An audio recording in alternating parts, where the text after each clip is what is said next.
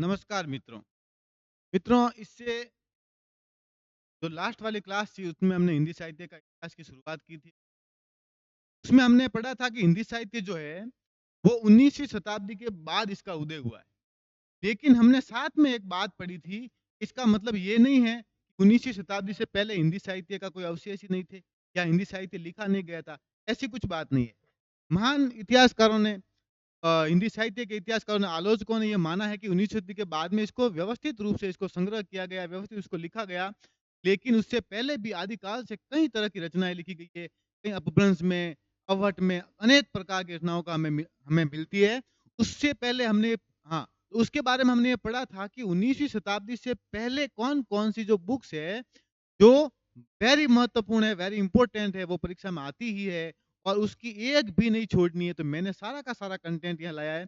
क्यों? कि वह सभी की सभी महत्वपूर्ण है और हर बार 30-40 किताबें हैं, उसमें से हर बार 1, 2, 3 कभी-कभी 4-4 एक ही प्रश्न पत्र में प्रश्न आ जाते हैं। तो उसका हम क्या करेंगे आज अवलोकन। तो मित्रों, आज हम क्या पढ़ेंगे?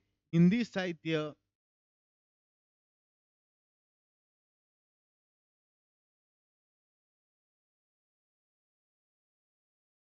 का भाग 2। हम भाग 2 पढ़ रहे हैं और पिछली क्लास को अगली कंटिन्यू करेंगे और पिछली क्लास को आज वाली क्लास के साथ जोड़ते हुए आगे चलेंगे। देखो मित्रों, ये हमने कल पढ़ा था इसको, हमने इसको पढ़ा था। इसके बारे में हमने पढ़ा था कि देखो भई, हिंदी साहित्य के इतिहास को हमने समझा था, फिर कौन-कौन सी रचनाओं को किस-किसने लिखा था, ये भी हमने पढ़ा था। अब इसको आगे चलते हैं। आगे हमने कालिदास हजारा, विचित्र उपदेश, सुंदरी तिलक, मैंने ये भी कहा था तिलक कौन लगाता है? हरि। तिलक कौन लगाता है? हरि। और मैंने ये भी कहा था कि कवि रत्नाकर जो है वो मातादीन मिश्र ने लिखा और मैंने कहा था निर्णय लेने का काम कौन कर रहा है? भिखारी। कौन कर रहा है? भिखारी। यहाँ तक हमने मित्रों पढ़ा था लास्ट वाली क्लास में, पिछली क्लास में। और ये वे किताबें हैं, वे रचनाएं हैं जो वेरी महत्वपूर्ण है, मतलब कि बहुत महत्वपूर्ण है, बहुत ही बहुत। तो हर एक का हमें याद होना चाहिए। तो ये क्या है?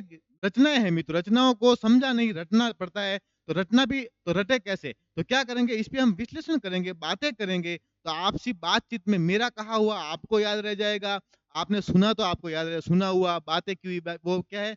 याद रहता है। तो हमें तो हमारा टारगेट है याद रहना और परीक्षा में प्रश्न का सही होना। ठीक है मित्रों? तो अब देखो, ये कौन-सी रचनाएँ हैं? ये वो रचना है जो 19वीं शताब्दी से पहले लिखी गई हैं, जो उदय तो 19वीं शताब्दी से पहले लिखी गई है। क्योंकि इसको पढ़ना क्यों आवश्यक है? कि उदय जो हिंदी साहित्य का उदय है वो माना जाता है 19वीं शताब्दी के बाद। लेकिन पहले भी महान इतिहासकार हुए, महान रचनाकार हुए, ये जो रचना है ये साबित कर बात को। अब देखो मित्रों, एक-एक रचनाएँ महत्वपूर्ण है। हमने 10 रचनाएँ पढ़ ली थी। इसमें एक है मूल गोसाई चरित, जो 1687 विक्रम संवत में लिखी गई है। मूल गोसाई चरित, और मूल गोसाई चरित को लिखने वाले हैं बैणी माधव दास। कौन है? बैणी माधव दास, बाबा बैणी माधव दास।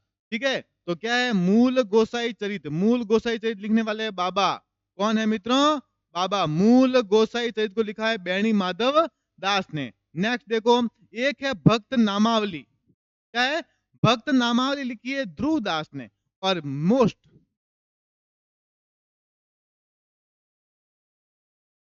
बहुत मोस्ट, इससे पहले एक बार देखो, पीछे जाएंगे वापिस। एक देखो, ये है भक्त माल। ध्यान रखना, ये भक्त माल है और ये भक्त नामावली है। भक्त माल तो लिखी थी नाभा दास ने। किसने लिखी? देखो, ये भक्त माल जो है वो नाभा दास लिखने वाले हैं। और दोनों ही मित्रों क्या है? दोनों ही मित्रों मोस्ट है। अगर प्रश्न में भक्त माल लिखा होगा तो पहला ऑप्शन जो है वो भक्त माल न होके वहां पे लिखा होगा ध्रुव दास। तो हमें कंफ्यूज न होना है। हमें क्या करना है? ये भक्त माल है। क्या है? ये भक्त माल है। और ये क्या है? देखो मित्रों, भक्त नामावली। क्या है? नामावली। दोनों ही के आगे भक्त है, लेकिन भक्त माल तो लिखने वाले कौन है? नाभा दास। कौन है मित्रों? नाभा दास। और दोनों बहुत महत्वपूर्ण है। और इसको लिखने वाले कौन है? ध्रुव दास। कौन है मित्रों? ध्रुव दास। दोनों ही याद करनी है मित्रों। भक्त माल लिखने वाले कौन? नाभा दास। भक्त माल किसने लिखी? नाभा दास। और भक्त नामावली किसने लिखी? ध्रुवदास ने। किसने लिखी है? ध्रुवदास ने। अब देखो, ये देखो थोड़ा कंफ्यूज, यहाँ पे ये भक्त नामावली है और ये कवि नामावली है। तो भक्त नामावली तो लिखी है ध्रुवदास ने, लेकिन कवियों की नामावली सन 1810 विक्रम संवत में किसने लिखी? सूदन। ये भी महत्वपूर्ण है, ये भी क्या है? महत्वपूर्ण। ये है कवि नामावली और ये है भक्त नामावली, है दोनों नामावली, नामों का क्या परिचय है। तो भक्तों की नामावली बताने वाले ध्रुवदास है। और देखो, दास एक भक्त है, ध्रुव एक भक्त था। ध्रुव कौन था? भक्त था। याद करो, ध्रुव कौन था?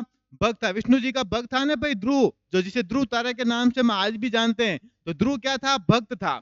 तो ये भक्त नामावली लिखने वाले कौन है? ध्रुवदास। लेकिन कवि नामावली, सूदन एक अच्छा कवि है, सूदन एक अच्छा कवि है, इसलिए इसने कवियों के बारे में लिखा। तो कवि नामावली लिखने वाले कौन है? सूदन। कवि नामावली लिखने वाले मित्रों कौन है? सूदन। भक्त नामावली लिखने वाले कौन है? भक्त कौन था? ध्रुवदास। भक्तों की नामावली किसने लिखी? ध्रुवदास ने। याद रहेगा, भक्तों की नामावली ध्रुवदास। भक्तमाल नापादास, भक्तमाल नापादास। और कवियों की नामावली यानी कि कवि नामावली बहुत अच्छे कवि सूदन। कौन है? सूदन। याद रहेगा मित्रों, मैं फिर कहता हूं, ये रटने की चीजें हैं, इसलिए हम इस पे केवल चर्चा कर रहे हैं। और चर्चा से आपको अगर इतनी किताबों में से कि 2 ही याद रह गई तो भी हमारे लिए प्रॉफिट है। क्या है? फायदे की बात है। अब देखो, अब है ये सतकवि गिरा विलास, और कहीं कहीं आपको इसका सतकवि इरा विलास मिलेगा। इरा विलास, तो कंफ्यूज होने की कोई बात नहीं है। ये सतकवि गिरा विलास जो है 1803 विक्रम संवत में बलदेव ने लिखी थी, और ये भी एक अच्छी रचना है, मतलब कि महत्वपूर्ण रचनाओं की श्रेणी में ये इसको भी रख सकते हैं। तो ये सतकवि, सतकवि यानी कि अच्छे कवियों का एक है। सतकवि गिरा विलास किसने लिखा? बलदेव ने। याद करना है, सतकवि गिरा विलास किसने लिखा? बलदेव। वापिस कह रहा हूं, सतकवि गिरा विलास बलदेव। रस चंद्रोदय ठाकुर प्रसाद त्रिपाठी, ठाकुर प्रसाद त्रिपाठी। देखो, मुझे याद, ये क्या है? रस है। क्या है? रस। और रस किस में आता है? प्रसाद में। कोई भी हम चीज खाते हैं, प्रसाद देते हैं भगवान का, तो उसमें रस आता है। और ठाकुर यानी कि स्वयं भगवान ही है। स्वयं क्या है? ठाकुर जी है। अब देखो, ठाकुर जी है तो उसके भजनों में भी हमें क्या आता है? रस आता है। रस का मतलब क्या होता है? काव्य शास्त्र हमने पढ़ी है अच्छे से। रस का मतलब होता है आनंद। और ठाकुर जी का जो प्रसाद है, ठाकुर जी का जो क्या है? प्रसाद है, उसमें क्या आता है? रस आता है। क्या आता है? रस। याद करना है, ये ठाकुर है, ये प्रसाद है। ठाकुर जी के प्रसाद में क्या आता है मित्रों? रस आता है। तो रस चंद्रोदय किसने लिखा? ठाकुर प्रसाद त्रिपाठी ने। ठाकुर प्रसाद त्रिपाठी। चलो नेक्स्ट। अब देखो, ये काव्य संग्रह है। काव्य क्या है? संग्रह। अब ये काव्य संग्रह किसने लिखा? काव्य संग्रह लिखा मित्रों महेश दत्त ने। काव्य संग्रह किसने लिखा? महेश दत्त। ऐसे 3 बार बोलना है, काव्य संग्रह महेश दत्त ने, काव्य संग्रह महेश दत्त, काव्य संग्रह महेश दत्त। आगे चलो। अब देखो, ये श्रृंगार संग्रह। अब दोनों ही संग्रह साथ में याद करना हमेशा। अब देखो, श्रृंगार संग्रह और काव्य संग्रह साथ साथ में लेके चलना है। तो काव्य का संग्रह किसने किया? महेश दास ने। और श्रृंगार का संग्रह किसने किया? सरदार कवि ने। किसने किया? सरदार कवि ने। अब देखो, श्रृंगार करने का हक मुखिया को होता है। पहले हम जैसे कि कोई सामान्य आदमी श्रृंगार वगैरह नहीं करते थे, राजा महाराज बहुत सरदार करते, उसको कहते थे सरदार। मुखिया को क्या कहते हैं? सरदार। मुखिया को क्या कहते हैं मित्रों? सरदार। तो ये सरदार जो है, इसका जो संग्रह है वो श्रृंगार संग्रह है। क्या है? श्रृंगार। अब देखो, ये है श्रृंगार और ये है सरदार। ये है श्रृंगार, ये है सरदार। और सरदार को किसका अधिकार था? श्रृंगार करने का, श्रृंगार करने का। और ये महेश दत्त क्या है? महेश दत्त सामान्य ब्राह्मण है और ये काव्य का संग्रह करता है। दत्त क्या है? महेश दत्त सामान्य ब्राह्मण है और ये महेश दत्त जो है वो क्या करता है? काव्य संग्रह। आगे है दिग्विजय भूखन। दिग्विजय भूखन मित्रों, ये रचना थोड़ा समझते हैं। अब देखो, एक है दिग्विजय भूखन, दिग्विजय भूखन। अब इसको एक बात याद रखनी है कि ये कोई परीक्षा में ज्यादा बार तो नहीं आई हुई है, लेकिन मुझे ऐसा लगता है कि ये जो पुस्तक है बहुत महत्वपूर्ण रचना है। आई नहीं है, 1-2 बार आई हुई है, लेकिन आने की संभावना हमेशा बनी रहती है और आएगी ऐसा लगता है। तो ध्यान रखना, ये है दिग्विजय भूखन। क्या है? दिग्विजय भूखन। और ये क्या है? प्रसाद। जब आप भूखन यानी कि जब भूखे होते हो, क्या होते हो? भूखे, तो क्या खाते हो? प्रसाद। कहां जाके? गोकुल में जाके। कहां जाके? गोकुल। देखो, दिग्विजय भूखन, दिग्विजय की भूख है। किसको है? गोकुल प्रसाद को। नाम भी प्रसाद है। प्रसाद खाने से क्या मिट जाती है? भूख। किसकी भूख? दिग्विजय की। बहुत ज्यादा, मतलब दिग्विजय ने बड़ी विजय करने की भूख है, बड़ी विजय करने की भूख है। तो उसने जीत रूपी प्रसाद खा लिया। क्या खा लिया? जीत रूपी प्रसाद। तो ये जो गोकुल प्रसाद है, प्रसाद है और यहाँ भूख है। यहाँ प्रसाद है और यहाँ पे क्या है मित्रों, भूख है, याद रहेगा। आगे चलते हैं, कवि रत्न माला। कवि रत्न माला, देखो मित्रों यहाँ पे कवि रत्न माला आई, ये कवि नामावली थी, थोड़ा भूलना नहीं है, इसको वापस मिटा के थोड़ा देखते हैं।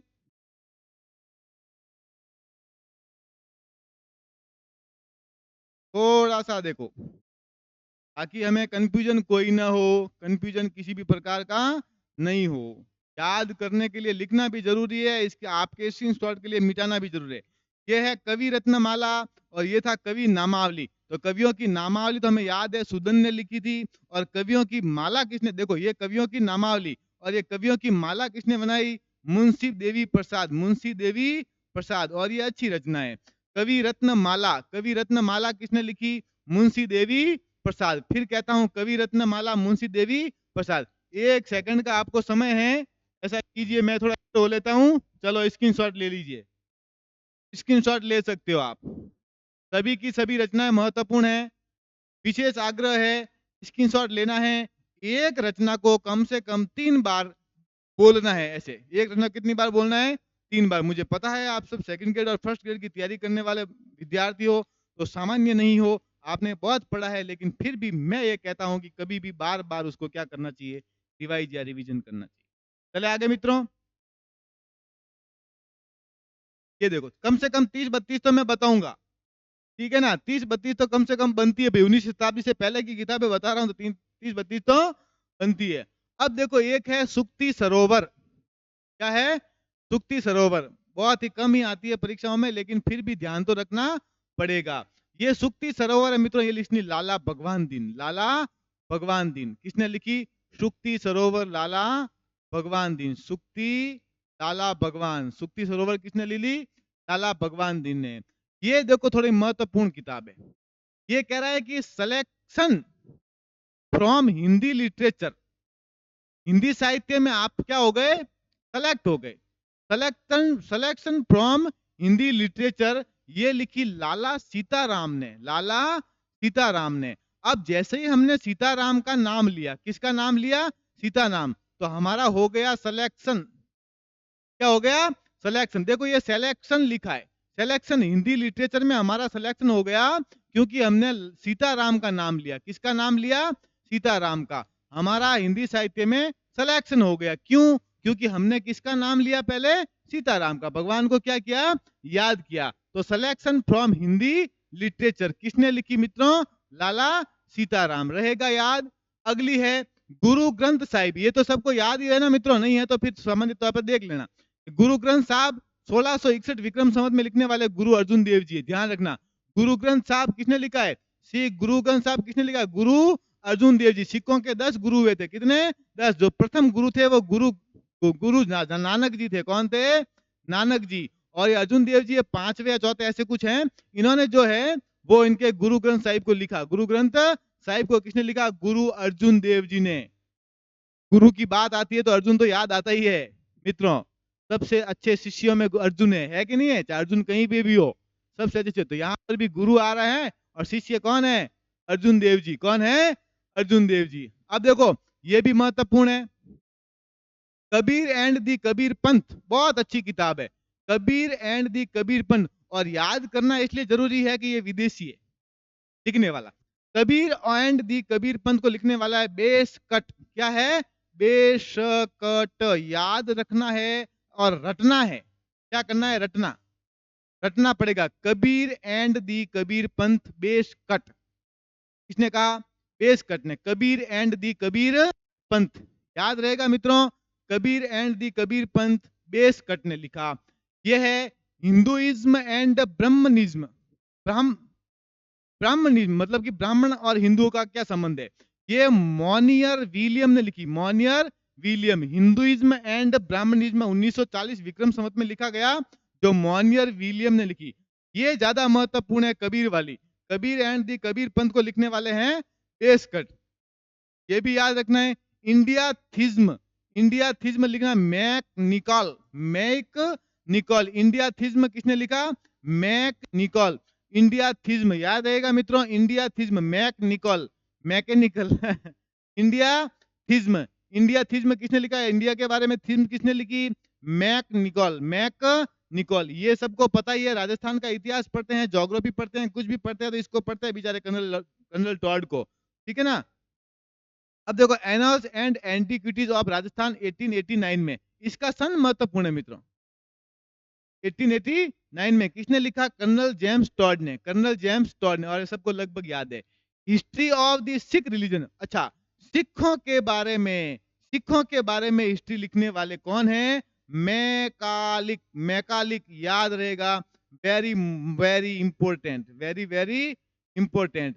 History of the Sikh religion, Sikh धर्म के बारे में हिस्ट्री लिखने वाले कौन है? मैकालिक। कौन है? Macauliffe. History of the Sikh religion किसने लिखी मित्रों? मैकालिक। मैं कहता हूं, मैंने कहा है, मैं आपको खींच रहा हूं, मुझे ये भी पता है एक एक बात को बार बार कह रहा हूं, लेकिन बार बार कहने से हो सकता है आपको बोर लगे, लेकिन यही आपके लिए उपयुक्त है। History of the Sikh religion, history of the Sikh religion किसने लिखा? मैकालिक ने। किसने लिखा? मैकालिक। अब है अगली है a descriptive catalogue of bardic and historical manuscript, ये लिखा टेसिटोरी ने। अब एक्चुअली क्या है, इसको किताब तो मुझे ज्यादा महत्वपूर्ण नहीं लगी मित्रों इसमें, लेकिन ये जो टेसिटोरी है ना, टेसिटोरी ये मुझे महत्वपूर्ण लगा, ये मुझे महत्वपूर्ण लगा, तो ये किताब भी महत्वपूर्ण हो गई। किताब को मैंने कहीं ज्यादा आए हुए नहीं देखा, लेकिन ये टेसिटोरी बड़ा महत्वपूर्ण आदमी पे, ये बड़ा महत्वपूर्ण, ये परीक्षाओं में आता रहता है, तो इसकी रचना पता होनी चाहिए। A descriptive catalogue of bardic and historical manuscript, ये किसने लिखा? टेसिटोरी ने। कैटलॉग किसने लिखा? Catalogue Tessitori. कैटलॉग एक शब्द याद रखना, केवल एक शब्द याद रखना है केवल, कैटलॉग किसने लिखा? टेसिटेरी, टेसिटेरी। कैटलॉग किसने लिखा? टेसिटेरी। अब अच्छा ये भी अच्छी है, ये वापस पुनः मोस्ट करता हूं। देखो एक तो कबीर, एक तो कबीर जिसका बैसकट ने लिखा है, और दूसरी है गोरखनाथ। क्या है? Gorakhnath and the Kanphata yogis. योगी को आपको पता है कनफटा योगी, योगियों के कान में इतने बड़े बड़े कुंडल लगे होते हैं और उसके कान फटे, उनको कनफटा योगी कहते हैं। आपको पता है ना, गोरखनाथ है, कितने नाथ हुए? 9 नाथ कहते हैं ना, मच्छिंद्र नाथ के शिष्य। अब देखो ये जो शिष्य है ना, अब देखो ये दोनों ही, ये यहाँ पर भी क्या है? कबीर है, और यहाँ है गोरखनाथ है, दोनों ही भक्ति भावना से संबंधित है, दोनों ही ब से शुरू होते हैं। क्या होता है? ब। ये था बेस कट, ये है ब्रिक्स, ये था बेस कट और ये ब्रिक्स। अब देखो कबीर, और यहां पे लिखना है गोरखनाथ। कबीर को लिखने वाले बेस कट और इसको लिखने वाले ब्रिक्स, याद रहेगा, बेस कट और ब्रिक्स, बेस कट और ब्रिक्स। अगला है N outline of the religions literature of India 1972 Vikram में फर्कहार ने लिखा। ये कोई खास महत्वपूर्ण नहीं है, तो मैंने कहा भाई एक को क्यों छोड़े, ठीक है ना, सब ले लिया तो। अब देखो N outline of the religions literature of India, ये किसने लिखी? फर्कहार ने। महत्वपूर्ण कौन कौन सी है? एक तो अपने कबीरदास जी हैं, और एक है गोरखनाथ जी। एक तो कबीरदास जी और एक गोरखनाथ जी। और ये आपको एक स्क्रीनशॉट और लेना है, अगर आप चाहो कि वास्तव में महत्वपूर्ण रचनाएं हैं तो स्क्रीनशॉट ले लेना। मैं आपको समय दे रहा हूं थोड़ा सा, लेकिन इसमें एक बात लिखनी पड़ेगी वापिस, ताकि स्क्रीनशॉट में भी ये आए, ताकि याद रहे। एक तो है कबीर और एक है गोरखनाथ। महत्वपूर्ण है मित्रों, देखो बार बार आप बोल रहे हो ना, अब आपको लगेगा वास्तव में याद हो गई, इसने इतनी बार बोल दिया। अब कबीर ने को किसने लिखा? Base cut. किसने लिखा? Base cut. और गोरखनाथ पे किसने लिखा? ब्रिक्स। किसने लिखा? ब्रिक्स। अभी आप स्क्रीनशॉट ले सकते हैं। हो गया? 2 किताबें और हो गया मित्रों। चलो नेक्स्ट। अब देखो हमारे पास 2 किताबें हैं और एक है, और ये जो है ना, ये और इसको कर लो मोस्ट। देखो अभी तक मैंने केवल 3 या 4 किताबें इसमें मोस्ट बताई है, और सारी की सारी आने लायक है। ये कह रहे हैं कि राजस्थान में हिंदी के हस्तलिखित ग्रंथों की खोज, ये किताब है, और इसको लिखने वाले हैं मोतीलाल मेनारिया, और ये राजस्थानी भाषा के बहुत बड़े ज्ञाता हैं। क्या लिखना है? राजस्थान में हिंदी के जो हस्तलिखित नोट्स है, हस्तलिखित नोट्स यानी कि ग्रंथ है, हस्तलिखित किसने लिखी?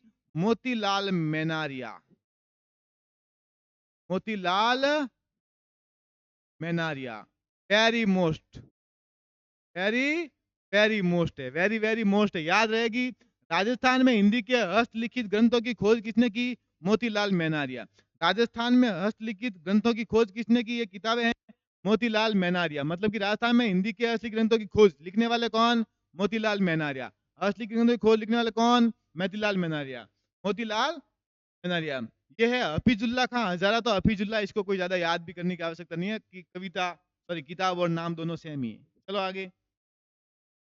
ये देखो, अब थोड़ा सा भाई ध्यान रखना, हो गई अपने किताबों का कार्य पूरा। अब देखो नेक्स्ट, थोड़ा सा इसको समझे। देखो मित्रों, ये कह रहे हैं, पहले इसको पढ़ते हैं, ये कहना क्या चाह रहे हैं? ये कह रहे हैं कि जो उपयुक्त रचनाओं के बाद, यानी कि जो अपने जो अब तक ये 32 कम से कम रचनाएं पढ़ी है, इसके बाद की बात कर रहे हैं। इसके बाद हिंदी साहित्य का इतिहास लिखने की वास्तविक शुरुआत, इससे पहले मैंने कहा लिखा हुआ था, लेकिन वास्तविक शुरुआत कब हुई? 19वीं शताब्दी में। कब हुई थी? 19वीं शताब्दी। मतलब कि हमने जो अभी तक की रचनाएं पढ़ी थी वो 19वीं शताब्दी से क्या थी? पहले की थी।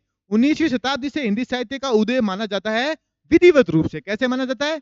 उससे पहले भी रचनाएं तो थी, हिंदी के साहित्य का इतिहास तो है, लेकिन विधिवत रूप से इसका उदय माना जाता है 19वीं शताब्दी के बाद।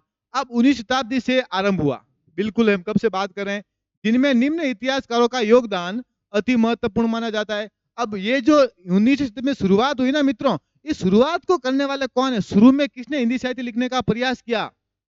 हिंदी साहित्य इसके हम डायरेक्ट हम आचार्य रामचंद्र शुक्ल को पढ़ लिया, हरिप्रसाद द्विवेदी को पढ़ लिया, नामवर सिंह को पढ़ रहे हैं, मतलब सबको पढ़ा हमने। अरे भाई शुरू किसने किया कि भाई लिखना चाहिए? ये 19वीं शताब्दी में किसी ने तो लिखा है। कौन इसने कवियों को एक श्रेणी में रखने की कोशिश की? किसने आदिकाल भक्ति काल इस कालों में बांटा 4 भागों में? किसने आधुनिक काल को इतने भागों में बांटा? किसने क्या नाम दिया? किसने युगों में बांटा? क्या हमें यह पता होना नहीं चाहिए? शुरुआत करने वाले कौन है? तो आ जाओ देखो, ये कह रहे हैं कि हिंदी साहित्य, अब देखो सबसे पहले यहां से शुरू करना है। हिंदी साहित्य का इतिहास लिखने का सर्वप्रथम प्रयास किसने किया? ये उसका नाम है गारसा द तासी। ये फ्रेंच के विद्वान है, फ्रांस के। कहाँ के हैं? इनकी रचनाएं भी है, मुझे पता है आपको हिस्टोरी द लॉ लिटरेचर हिंदुस्तानी याद आ रहा होगा, लेकिन वो अगले टॉपिक में पढ़ेंगे। कि अब केवल इतना याद रखो कि गारसा द तासी सबसे पहले हिंदी साहित्य का इतिहास लिखने का सबसे पहले प्रयास किसने किया मित्रों? गारसा द तासी ने। कब किया? 1839 ईस्वी, यानी कि सन की बात हो रही है। 1839 ईस्वी में सबसे पहले हिंदी साहित्य लिखने का प्रयास करने वाले गारसा द तासी थे, जो फ्रेंच के विद्वान थे। पहला प्रश्न यहां से बनेगा कि हिंदी साहित्य को लिखने की शुरुआत की किसने? तो किसने की? गारसा द तासी फ्रेंच के विद्वान थे। कब की? 1839। 1839। आ जाओ। और अब है हिंदी साहित्य का इतिहास लिखने का द्वितीय प्रयास। दूसरा प्रयास किसने किया मित्रों? फिर कहता हूं, पहला प्रयास तो गारसा द तासी ने किया, जो फ्रेंच के विद्वान है। दूसरा प्रयास किसने किया? किसी अच्छा, दूसरा प्रयास करने वाले शिव सिंह सेंगर। कौन थे? ठाकुर शिव सिंह सेंगर। और इन्होंने किया था 1883 में। विशेष बात है, देखो दो प्रश्न बनते। एक प्रश्न बनेगा हिंदी साहित्य का इतिहास लिखने वाले पहले व्यक्ति, तो गारसा द तासी। अब आएगा हिंदी साहित्य का इतिहास लिखने वाले पहले व्यक्ति जो भारतीय है, तो शिव सिंह सेंगर होगा कि नहीं होगा? अब केवल ये देखो, किसी भारतीय विद्वान द्वारा सर्वप्रथम प्रयास। देखो दो तरीके से प्रश्न आएंगे मित्रों। पहला प्रश्न होगा कि हिंदी साहित्य का इतिहास लिखने की शुरुआत किसने की? तो हमारा उत्तर होगा गारसा द तासी। हिंदी साहित्य का इतिहास लिखने वाले दूसरे व्यक्ति, तो हमारा उत्तर होगा शिव सिंह सेंगर। अगर पूछेंगे हिंदी साहित्य का इतिहास सर्वप्रथम लिखने वाले भारतीय व्यक्ति, तो भी होगा शिव सिंह सेंगर। 1883 में। कब लिखी? 1883। अब देखो, अगर ये केवल हिंदी साहित्य के क्रम से, तो इनका स्थान दूसरे नंबर पे आता है। कब आता है? दूसरे। और भारतीय विद्वान की बात करें तो इनका स्थान आ जाता है प्रथम। क्या आ जाता है? प्रथम। याद रहेगा, भूलने का नहीं। सच्चे अर्थों में हिंदी साहित्य का इतिहास सर्वप्रथम किसने लिखा? अब देखो सच्चे अर्थों की बात क्या है? सच्चे अर्थों की बात मतलब यहाँ पे है कि विधिवत रूप से इन्होंने प्रयास किया है, लेकिन सुटेबल नहीं है, मतलब सटीक ढंग से लिख नहीं पाए। प्रयास करने वाला वैसे बड़ा होता है, लेकिन इनका एक मतलब एक व्यवस्थित रूप से नहीं, जैसे किसी किसी राजवंश की स्थापना होती है, तो जैसे कि जोधपुर में मारवाड़ वंश की स्थापना तो रावसिया ने की थी, लेकिन वास्तविक संस्थापक हम रावजोधा को मानते हैं ना। ठीक उसी प्रकार से क्या होता है, हिंदी साहित्य के इतिहास लिखने का प्रयास तो किस किसने किया, शिव सिंह जंगन ने भी किया और गारसादा तासी ने भी किया, लेकिन इसको सच्चे अर्थों मतलब सही ढंग से थोड़ा बहुत लिखने का प्रयास किसने किया, 1888 में George Abraham Grierson. George Abraham, और ये ग्रियर्सन एक ऐसा व्यक्ति था जिसने हमारी हिंदी साहित्य के इतिहास पे विशेष जोर दिया। विदेशी है, क्या लेना देना, लेकिन इसने बहुत सारे प्रयास किए, यहाँ तक इसको कालों में बांटने का विभाजन भी किया, लेकिन कुछ कमियां रही, कुछ कमियां, उन कमियों को भी हम आगे पढ़ेंगे कि ये कमियां है क्या, क्या महत्व था, कमियां क्यों आई, कैसे रही, ये सब पढ़ेंगे। अब देखो, तो सच्चे अर्थों में अगर हिंदी साहित्य के इतिहास की बात पूछी जाए तो 1888 में लिखने वाले कौन है, ग्रियर्सन। कौन है, ग्रियर्सन। अगला है परंपरागत रूप से हिंदी साहित्य का सर्वप्रथम इतिहास। देखो प्रश्न कोई भी आ सकता है, अगर पूछे सर्वप्रथम लिखने वाले गारसादा तासी, अगर पूछे द्वितीय प्रयास तो शिव सिंह सेंगर, अगर पूछे वह पहला भारतीय तो भी शिव सिंह सेंगर, अगर पूछे सच्चे अर्थों में लिखने वाला तो ग्रियर्सन। कौन है, 1888 में। अगर पूछे परंपरागत रूप से सर्वप्रथम इतिहास लिखने वाले तो 1913 में मिश्र बंधु। कौन है, मिश्र बंधु। ये दो भाई है मित्रों, मिश्र बंधु, ठीक है ना। तो परंपरागत रूप से हिंदी साहित्य का इतिहास किसने लिखा, मिश्र बंधु। और सच्चे अर्थों में हिंदी साहित्य का सर्वप्रथम परंपरागत इतिहास। अब देखो यहाँ पे सच्चे अर्थ भी है और परंपरागत भी है, जब दोनों आ जाए तो अपने रामचंद्र शुक्ल 1929, और इन्होंने रचना लिखी हिंदी साहित्य का इतिहास। हजारी प्रसाद द्विवेदी ने भी बहुत अच्छा लिखा है, इस पे ध्यान रखना। तो देखो दो तीन बातें यहाँ पे वापस करेंगे थोड़ी, ये एक महत्वपूर्ण टॉपिक है, यहां से सीधा सीधा सवाल बनता है मित्रों। तो कुछ बातें यहाँ पे लिखेंगे, इसलिए थोड़ा सा हमें समझना है। हिंदी साहित्य लिखने का प्रथम प्रयास, प्रथम प्रयास किसने लिखा, कारसाद तासी।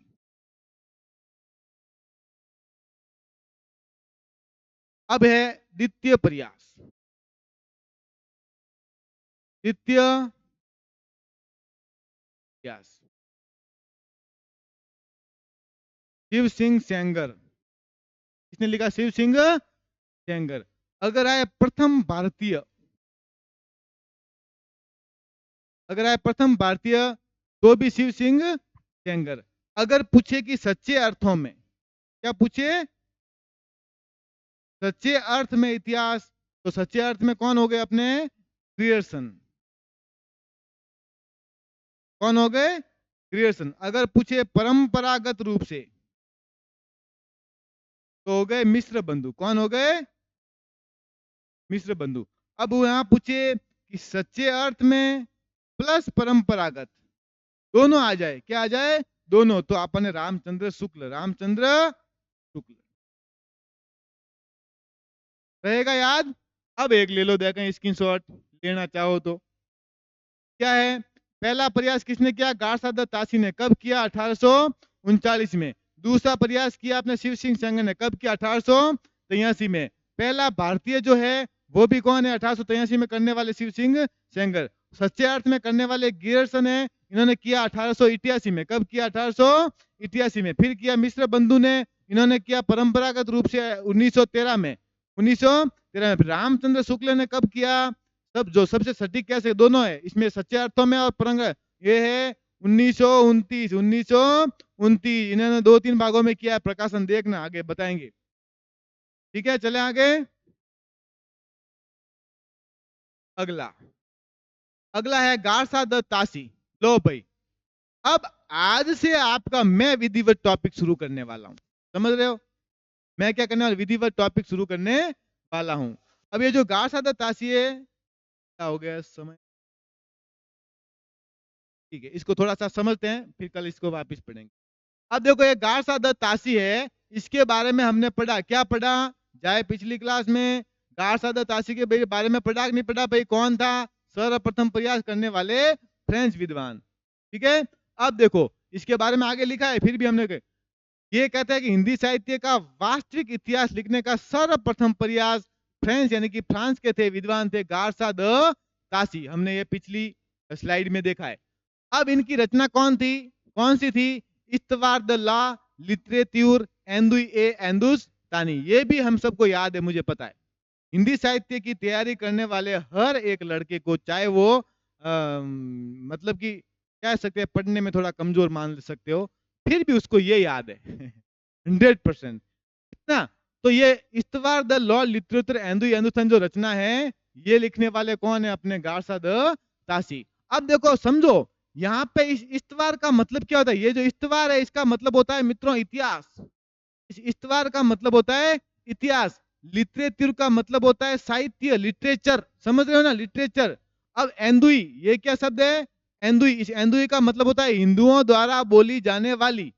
ये जो एंदुई शब्द है, हिंदुओं मतलब कौन सी भाषा? जो हिंदुओं द्वारा बोली जाती है। इस एंदुई का मतलब क्या है? एंदुई, एंदुई का मतलब है हिंदुओं द्वारा बोली जाने वाली, हिंदुओं द्वारा बोली जाने वाली। एंदुई का मतलब क्या हुआ मित्रों? हिंदुओं द्वारा बोली जाने वाली। और हिंदुस्तानी का मतलब क्या होता? ये अपने मुसलमान भाइयों द्वारा बोली जाती है। देखो, हिंदुस्तानी मतलब मुसलमानों के द्वारा बोली जाने वाली उर्दू मिश्रित हिंदी। अब ये हिंदुस्तानी क्या हो गया? ये हो गया हिंदुस्तानी। हिंदुस्तानी में क्या होता है? कि हिंदी प्लस उर्दू दोनों को मिश्रित रूप से बोलने वाले कौन है? मुसलमान भाई। कौन है? मुसलमान। अब देखो, तो सबका मतलब समझ में आया। इस्तवार का मतलब इतिहास, लिटरेचर का मतलब है हिंदी साहित्य, साहित्य की बात करें। एंदुई का मतलब हिंदुओं द्वारा बोले जाने वाली भाषा। और हिंदुस्तानी का मतलब होता है कि उर्दू से मिश्रित, उर्दू मिश्रित हिंदी, हिंदी और उर्दू को मिश्रण करके बोली जाने वाली भाषा, जो मुसलमान भाइयों द्वारा बोली जाती थी। ये होता है हिंदुस्तानी। कितनी अच्छी बात है, पूरा तरीके से समझाया कि नहीं समझाया? अब देखो इसका रचना काल, किसका? इस रचना का। कौन सी? इस्तवार द लॉ लिटरेचर हिंदुस्तानी। इसका रचना काल क्या है? अब इसको समझना है थोड़ा सा, परीक्षा में सीधा सीधा प्रश्न आता है, ध्यान रखना, आगे मत जाना।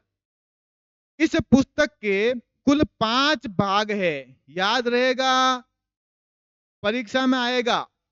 इस्तवार द ला लिटरेचर हिंदुस्तानी के कितने भाग? 5। फिर कहता हूं, इस्तवार द लॉ लिटरेचर हिंदुस्तानी के कितने भाग? 5। ठीक है, लेकिन इसके संस्करण कितने कितने भागों में प्रकाशित हुआ? 2 भागों में। इसका प्रकाशन जो है वो भाग तो इसमें 5 है, भाग तो इसमें 5 है, लेकिन प्रकाशन कितने वर्गों में दिया? 2 भागों में। कितने वर्गों में? कितने संस्करण संस्करण इसके आए? 2 संस्करण। कितने संस्करण आए? 2 संस्करण आए हैं इसके मित्रों। कितने? 2। अब ये कह रहे हैं कि जिनका रचना काल निम्न अनुसार माना जाता है। अब इसकी रचना का काल क्या है? तो देखो, इनके 2 संस्करण हैं, 1 और 2।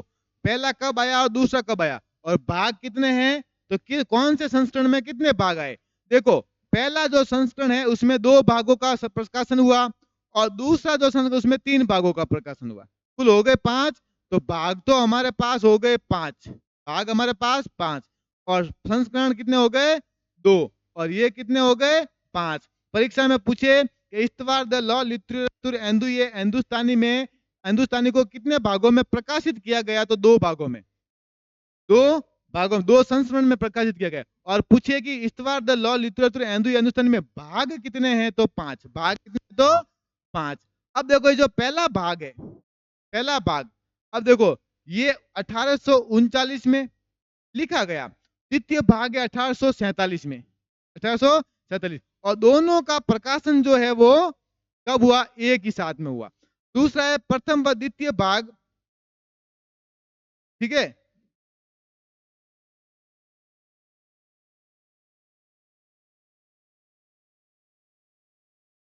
या यहाँ पे थोड़ा सा, यहाँ पे तृतीय और चतुर्थ है, और यहाँ पे 5वां है। ठीक है, तो 1870 में तृतीय, तीसरा और चौथा, और 1871 में 5वां। 2 भाग है, जो 3 भागों को कब किया गया? द्वितीय संस्करण में। कब किया गया? द्वितीय संस्करण में। अब देखो वापस यहाँ पे बस इतना ध्यान रखना है कि कितने संस्करण किताब के? 2 भाग, कितने? 3। अब देखो इसका प्रकाशक, इसको प्रकाशित करने वाला कौन है? किसके द्वारा इसको प्रकाशित किया गया? Who are you? अब देखो, ये क्या कहता है? यू तो नहीं होगा ना, इंग्लिश थोड़ी कमज़ोर है भैया। अब देखो, ये है प्रकाशक, कौन है? मतलब कि ये जो हिंदुस्तानी है, इसका प्रकाशन करने वाला कौन? इसका प्रकाशन करने वाला कौन? तो ये आयरलैंड की एक कमेटी है, कहाँ की? आयरलैंड की। इस्तीवार द लॉ लिटरेचर का प्रकाशन करने वाली कमेटी कहाँ है? आयरलैंड की। कहाँ है? कहाँ की है मित्रों? आयरलैंड की। और उसका नाम क्या है? The oriental translation committee. क्या है? The oriental translation committee. The oriental translation committee Ireland. कहाँ की है मित्रों? आयरलैंड। याद रहेगा? ठीक है। अब इसको हटा देता हूं, आप चाहो तो स्क्रीनशॉट ले सकते हो। कुछ बातें मैं पुनः लिखूंगा स्क्रीनशॉट में ताकि याद रहे।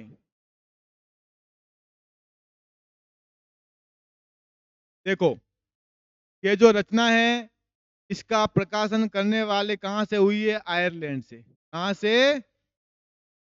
आयरलैंड से। प्रकाशक आयरलैंड से। अब दूसरी बात क्या लिखनी है? इस रचना के जो है